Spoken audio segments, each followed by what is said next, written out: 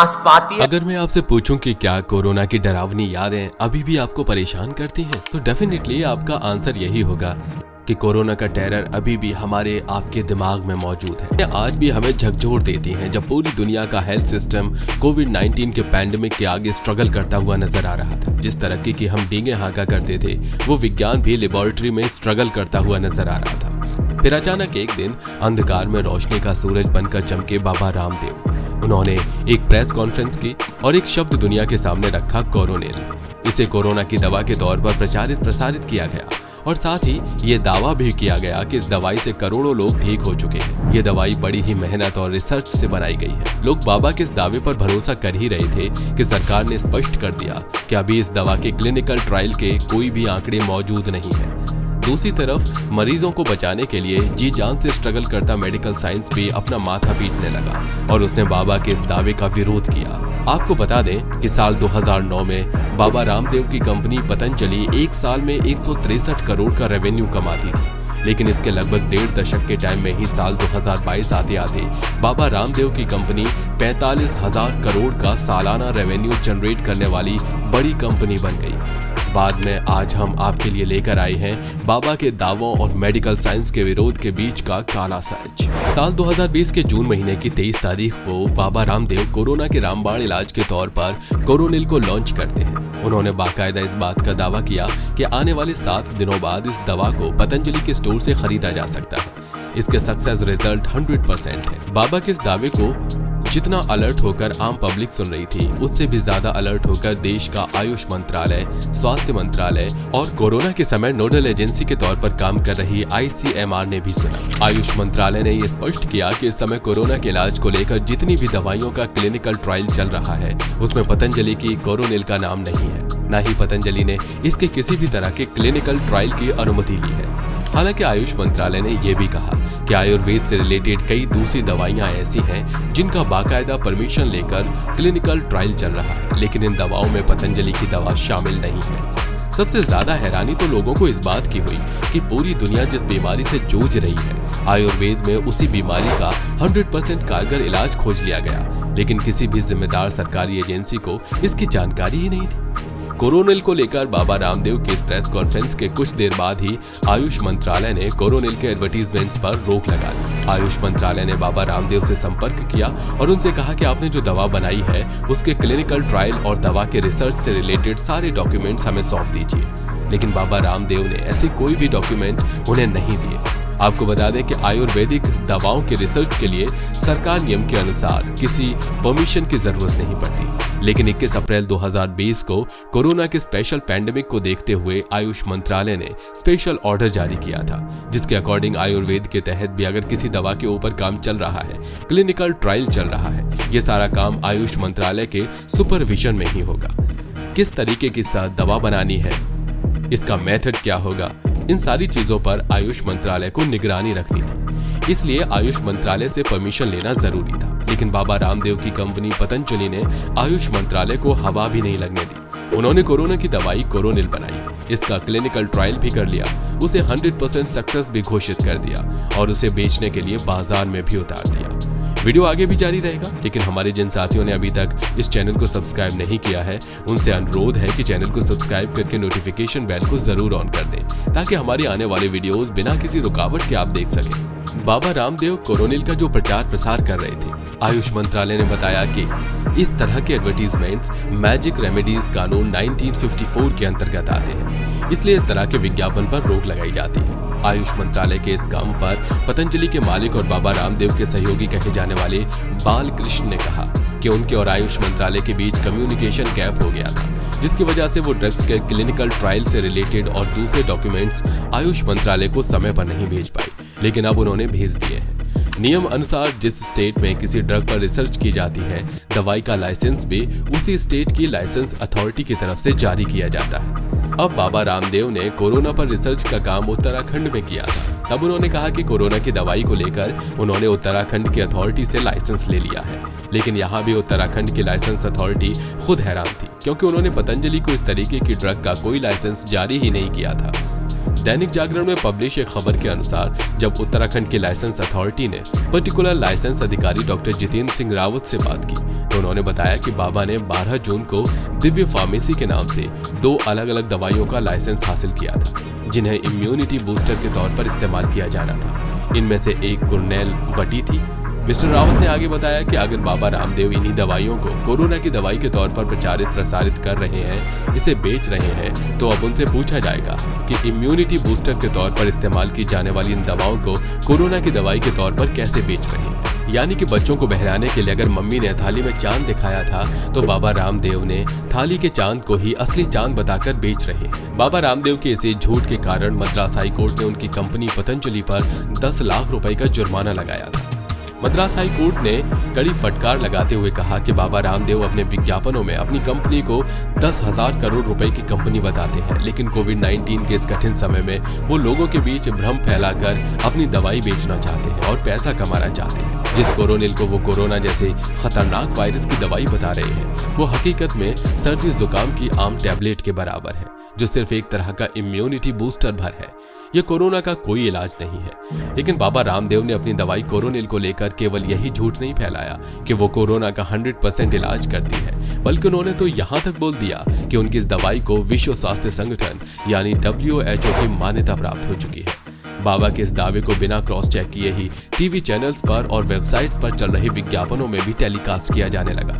लोगों के बीच ये मैसेज फैलाया गया कि बाबा रामदेव को तो यूं ही परेशान किया जा रहा है, जबकि उनकी दवा को तो WHO ने एक्सेप्ट कर लिया है। और ये बात बाबा रामदेव के साथ साथ पूरे भारत और भारत देश की पुरातन आयुर्वेदिक चिकित्सा पद्धति के लिए भी गौरव की बात है। टीवी चैनल्स के साथ साथ वेबसाइट पर बाबा रामदेव जिस तरीके से झूठ बोल रहे थे, इसे देखकर WHO ने खुद सामने आकर सफाई दी और कहा कि उन्होंने किसी भी दवा को कोरोना की दवाई के तौर पर मान्यता नहीं दी है। बाबा रामदेव खुद को एक सन्यासी कहते हैं और एक सन्यासी अपनी कंपनी के प्रोडक्ट को बेचने के लिए इस हद तक नीचे आ गया कि वो सीधे सीधे झूठ बोलने पर उतर आया। बीते 2015 में जब दिल्ली में डेंगू जैसी खतरनाक बीमारी फैली थी, उस समय बाबा रामदेव ने यह कहकर सनसनी फैला दी कि उनके पास डेंगू का शर्तिया इलाज है, जो जड़ी बूटियों के माध्यम से किया जाता है। एलोवेरा, गिलॉय, अनार और पपीते के पत्तों के जूस का सेवन करने से डेंगू में फायदा होता है। बाबा रामदेव अपनी बात तो दमदारी से कहते ही हैं, लेकिन इसके साथ साथ वो मेडिकल साइंस को कटघरे में खड़ा करने से पीछे नहीं हटते। वो मॉडर्न साइंस पर नेगेटिव कमेंट्स करते हैं। वो कहते हैं कि डेंगू का मेडिकल साइंस में कोई उपचार नहीं है, लेकिन उनके पास इस बीमारी का इलाज है। इतना ही नहीं, स्वाइन फ्लू, चिकनगुनिया जैसी बीमारियों को लेकर के भी बाबा रामदेव का कहना था कि उन्होंने एक लंबा अनुसंधान किया है और उनके पास इनका भी इलाज है। वो जिस तरीके के इलाज बताते हैं और मेडिकल साइंस को जिस तरीके से साइड लाइन कर देते हैं, उसके प्रभाव से अगर लोग बीमार होकर डॉक्टर के पास जाने की बजाय घर पर ही रहकर बाबा रामदेव के बताए अनुसार इलाज करने लगे तो इसके गंभीर परिणाम हो सकते हैं। बाबा रामदेव अपनी किसी भी दवा को बेचने के लिए जिस तरीके के नेगेटिव मार्केटिंग स्ट्रैटेजी को अपनाते हैं, वो कुछ इस प्रकार है। चाहे किसी बीमारी का प्रकोप हो या फिर किसी बीमारी का डर फैला हो, इसका फायदा बाबा रामदेव उठाते हैं। इसके लिए वो सबसे पहले एलोपैथिक चिकित्सा पद्धति की बुराई करते हैं, मॉडर्न मेडिकल साइंस पर सवाल खड़े करते हैं, लोगों के मन में एलोपैथी चिकित्सा पद्धति के अकॉर्डिंग आज के स्ट्रेटेजिकल ट्रीटमेंट को लेकर के डाउट क्रिएट करने की कोशिश करते हैं। उसके बाद वो भारतीय चिकित्सा पद्धति और आयुर्वेद के बारे में ओवर कॉन्फिडेंट होकर बात करते हैं। इसके बाद वो जड़ी बूटियों के नाम बताते हैं और उन जड़ी बूटियों के आधार पर बीमारी के ठीक होने का दावा करते हैं। अपनी किसी दवा को लेकर वो हर हद तक झूठ बोलते हैं। वो कहते हैं कि ये एविडेंस बेस्ड मेडिसिन है, जिस पर रिसर्च पेपर प्रकाशित हो चुके हैं। लाखों लोग इस दवा का इस्तेमाल करके ठीक भी हो चुके हैं, फिर भी जड़ी बूटियों को मिलाकर बनाई हुई अपनी दवा को दुनिया के सामने रख देते हैं। जिस तरह बाबा डेंगू के बारे में ओवर कॉन्फिडेंट होकर अपनी दवाई का प्रचार प्रसार करते हैं, उसे लेकर मॉडर्न मेडिकल साइंस का कहना है कि अभी तक ये प्रूफ नहीं हो पाया है कि डेंगू जैसी बीमारी का इलाज जड़ी बूटियों के माध्यम से भी हो सकता है। बाबा रामदेव के ऊपर उठ रहे इन सवालों को लेकर आपकी अपनी राय क्या है, इसे आप कमेंट बॉक्स में आकर हमें जरूर बताइएगा। इस प्रचार प्रसार के लिए वो इलेक्ट्रॉनिक मीडिया और प्रिंट मीडिया का अच्छा खासा इस्तेमाल करते हैं, अच्छा खासा पैसा खर्च करते हैं। प्रिंट मीडिया में बड़े बड़े विज्ञापन देते हैं ताकि लोग डॉक्टर के पास जाना छोड़कर बाबा रामदेव के पास जाएं और उनकी दवाइयां खरीदकर ठीक होने की कोशिश करें। आपने साल 2016 में बाबा रामदेव को टीवी के एक विज्ञापन में ये कहते हुए जरूर सुना होगा कि पतंजलि के द्वारा तैयार किया गया कच्ची घानी कर सरसों का तेल ही असली सरसों का तेल है। बाकी कंपनियों के तेल में मिलावट है। यहाँ सवाल ये उठता है कि बाकी जो कंपनियां अपना तेल बाजार में लेकर आती हैं, उस तेल की सबसे पहले FSSAI जांच करता है, जो भारत में खाद्य उत्पादों की जांच के लिए एक जिम्मेदार संस्था है। अगर इस संस्था की जांच के बाद भी मिलावटी तेल बाजार में आ रहा है और इस बात की जानकारी बाबा रामदेव को है, तो ये सीधे सीधे अपने मार्केट की कॉम्पिटिटर्स कंपनियों के साथ साथ सरकार की एजेंसी पर सवाल खड़ा कर रहा है। लेकिन बाबा रामदेव यहीं नहीं रुके। उन्होंने एक अमेरिकी संस्था NCBI के हवाले से जो फैक्ट जनता के सामने रखने की कोशिश की, उसे भी आप जानिए। उन्होंने कहा कि NCBI के अकॉर्डिंग अन्य कंपनियों के सरसों के तेलों में एक हेक्सेन सॉल्वेंट पाया जाता है, जो कि कार्सिनोजेनिक है, यानी कि इससे कैंसर होने की संभावना है। विज्ञापन इस बात का भी दावा करता है कि अधिकतर सरसों के तेल और refined oil neurotoxin solvent extraction process के जरिए बनाए जाते हैं, जबकि पतंजलि कच्ची घानी शुद्ध सरसों का तेल बिना किसी केमिकल का इस्तेमाल किए तैयार किया जाता है। कुल मिलाकर बाबा रामदेव दूसरी कंपनियों के तेल को कैंसर कारक बता रहे थे और अपनी कंपनी के तेल को अच्छा बता रहे थे। जिस अमेरिकी संस्था NCBI का हवाला देकर बाबा रामदेव ने विज्ञापन बनाया, उसी संस्थान ने उल्टा बाबा रामदेव की क्लास लगा दी और उनके दावे की पोल खोल दी। इसके बाद भारत में तेल उद्योग से जुड़ी संस्था SEAI यानी solvent extractor association of India ने FSSAI के पास बाबा रामदेव की शिकायत दर्ज कराई, जिसमें कहा गया कि रिफाइंड तेल की making process, hexane solvent extraction process refined तेल को बनाने की एक रिकॉग्नाइज्ड प्रक्रिया है, जिसे खुद food security and standard authority of India ने साल 2011 से ही मान्यता दे रखी है। इसके अलावा भारत में एडवर्टीजमेंट्स के स्टैंडर्ड्स पर नजर रखने वाली संस्था ASCI यानी advertisements standards council of India के पास भी अपनी शिकायत दर्ज कराई, जिसके जवाब में ASCI ने कहा कि मिनरल ऑयल को कैंसर जनक बताना एक झूठा प्रचार है। इसके बाद बाबा रामदेव की कंपनी पतंजलि के सरसों के तेल को जांच के दायरे में लाया गया। इसके 5 सैंपल इन्वेस्टिगेशन के लिए कलेक्ट किए गए और आपको बता दें कि गवर्नमेंट के स्टैंडर्ड के अकॉर्डिंग ये 5 सैंपल फेल हो गए। टुडे वेबसाइट में साल 2021 जून महीने में पब्लिश हुई एक न्यूज के अकॉर्डिंग राजस्थान के अलवर स्थित फूड सेफ्टी और स्टैंडर्ड अथॉरिटी ऑफ इंडिया की लैब में पतंजलि के सरसों के तेल के 5 सैंपल सब कैटेगरी के पाए गए, यानी कि घटिया क्वालिटी के थे। पतंजलि के केश कांति हेयर ऑयल के बारे में आपने सुना होगा, लेकिन इकोनॉमिक्स टाइम्स ऑफ इंडिया की एक न्यूज के अनुसार इसके भी विज्ञापन को advertisement standard council of India ने भ्रम फैलाने वाला बताया है। संस्था ने डिटेल शेयर करते हुए बताया कि विज्ञापन जिस तरीके से दावा करता है कि पतंजलि का केश कांति 2 मुंहे और सफेद बालों के साथ साथ बालों के झड़ने की समस्या को दूर कर सकता है, कंपनी के इस दावे के फेवर में उसके पास कोई क्लिनिकल एविडेंस नहीं है। इतना ही नहीं, केश कांति के विज्ञापन में इस बात का भी दावा किया गया कि दूसरी हेयर ऑयल कंपनियां मिनरल ऑयल का इस्तेमाल करती हैं, जिससे कि कैंसर होने के चांसेस रहते हैं, जबकि पतंजलि का केश कांति हेयर ऑयल शुद्ध नेचुरल हेयर ऑयल है। पतंजलि का यह दावा भी झूठा पाया गया। किसी एक एडवर्टीजमेंट में गलती हो जाए तो इसे कंसीडर किया जा सकता है, लेकिन अगर एक से अधिक विज्ञापनों में इस तरीके की गड़बड़ी सामने आ रही है तो ये माना जा सकता है कि कहीं ना कहीं कंपनी नेगेटिव मार्केटिंग स्ट्रेटेजी के तहत अपना एडवर्टीजमेंट कर रही है। आपको बता दें कि बाबा रामदेव की कंपनी पतंजलि के 29 विज्ञापनों पर भ्रम फैलाकर प्रचार प्रसार करने का आरोप लगा। केरल के फेमस डॉक्टर KV बाबू ने केरल ड्रग कंट्रोल डिपार्टमेंट में बाबा रामदेव के इन 29 विज्ञापनों के खिलाफ शिकायत दर्ज कराई। ब्लड प्रेशर और डायबिटीज जैसी लाइलाज बीमारियों को लेकर भी बाबा रामदेव ने विज्ञापन जारी किया, जिसे लेकर 1954 के मैजिक रेमेडी एक्ट के तहत कानून का उल्लंघन पाया गया। डॉक्टर KV बाबू ने टेलीग्राम को बताया कि उनकी शिकायत दर्ज करने के बाद लगभग 18 महीने बीत गए, लेकिन केंद्र सरकार, आयुष मंत्रालय और उत्तराखंड सरकार ने इन विज्ञापनों को नहीं रोका। इसके बाद उन्हें इसी डिपार्टमेंट में एक नई शिकायत दर्ज करानी पड़ी। बाबा रामदेव ने जिस तरीके से मॉडर्न मेडिकल साइंस और इसके सिस्टम के खिलाफ मोर्चा खोला, आवाज उठाई और इसकी आड़ में अपनी दवाइयां बेचकर अपना उल्लू सीधा किया, इसे लेकर भी सवाल खड़े किए गए। इंडियन मेडिकल एसोसिएशन यानी कि IMA ने बाबा रामदेव के खिलाफ बाकायदा सुप्रीम कोर्ट में पिटीशन फाइल की। IMA की इस पिटीशन पर सुनवाई करते हुए सुप्रीम कोर्ट ने कहा कि अगर बाबा रामदेव ने इस तरीके के भ्रामक विज्ञापन जारी रखे तो वो उन पर हर एक विज्ञापन के लिए 1 करोड़ रुपए का जुर्माना लगाएंगे। बाबा रामदेव के सरकार के साथ मधुर संबंध थे, इसलिए उनके ऊपर पहले कभी कोई भी कार्रवाई नहीं हुई। बाबा रामदेव के एक और मार्केटिंग स्टंट का किस्सा साल 2015 का है, जब देश में मैगी नूडल्स को लेकर के सवाल खड़े किए गए। दरअसल हुआ यूं कि साल 2014 में यूपी सरकार के एक फूड इंस्पेक्टर संजय सिंह अपनी रूटीन रेड के लिए निकले थे। उन्होंने एक दुकान से मैगी का सैंपल लिया।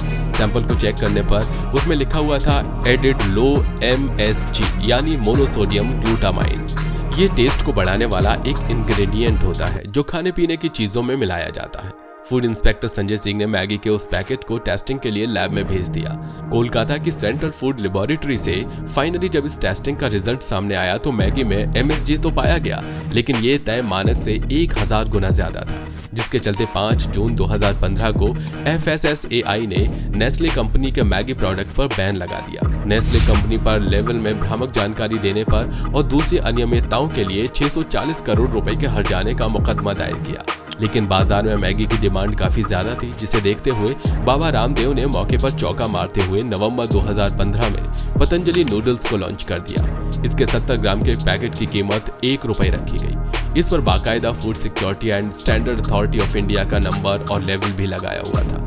इस प्रोडक्ट को मार्केट में देखने के बाद FSSAI ने अपना माथा पीट लिया, क्योंकि FSSAI के अध्यक्ष आशीष बहुगुणा ने बयान जारी करके कहा कि बाबा रामदेव ने न तो मैगी बनाने के लिए कोई लाइसेंस लिया था और न ही FSSAI से कोई अप्रूवल लिया था। तब उनके प्रोडक्ट के लिए नंबर जारी होने का सवाल ही नहीं उठता। बाबा रामदेव की कंपनी पतंजलि को मार्केट में स्टैब्लिश करने वाले प्रोडक्ट्स में आंवला जूस का काफी अहम योगदान है, लेकिन आगे चलकर कोलकाता की सेंट्रल फूड लेबोरेटरी ने पतंजलि के द्वारा बाजार में उतारे जा रहे आंवला जूस को पीने योग्य नहीं माना। 3 अप्रैल 2017 को सेना ने अपनी सभी कैंटीन से आंवला जूस को बाहर का रास्ता दिखा दिया। उत्तराखंड के टेहरे डिस्ट्रिक्ट की एक दुकान से पतंजलि गाय के घी का सैंपल लिया गया। इसकी लैब में टेस्टिंग की गई तो ये पाया गया कि ये घी हमारे स्वास्थ्य के लिए हानिकारक है। टाइम्स ऑफ इंडिया की खबर के मुताबिक जिला सेफ्टी ऑफिसर महिमानंद जोशी का कहना था कि उन्होंने पतंजलि गाय के घी के सैंपल को स्टेट गवर्नमेंट की लैब में टेस्टिंग के लिए भेजा तो सभी सैंपल फेल हो गए। तब उन्होंने पतंजलि को नोटिस भेजा तो पतंजलि ने इनकार करते हुए कहा कि किसी दूसरी लैब में टेस्ट कराइए।